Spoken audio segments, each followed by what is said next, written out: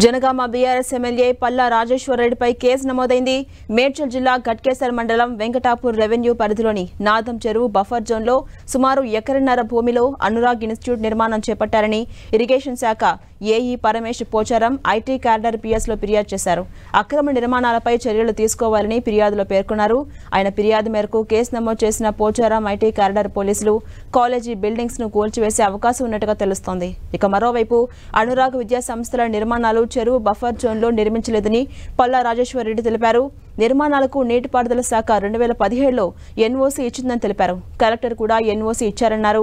HMDA అనుమతులు తీసుకునే medical college ఆసుపత్రి నిర్మాణం చేశామన్నారు.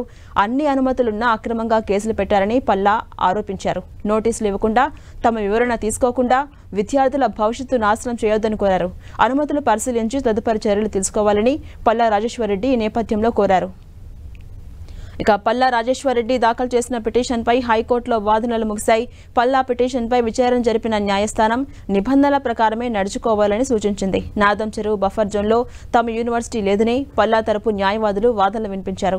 యూనివర్సిటీ నిర్మించేటప్పుడు అన్ని అనుమతులు తీసుకున్నామని కోర్టుకు తెలిపారు. దీంతో అనురాగ్ యూనివర్సిటీకి సంబంధించిన అన్ని డాక్యుమెంట్స్ ను పరిశీలించాలని హైకోర్టు ఆదేశించింది. అయితే ఎలాంటి నిబంధనలు అతిక్రమించరాదని పేర్కొంది.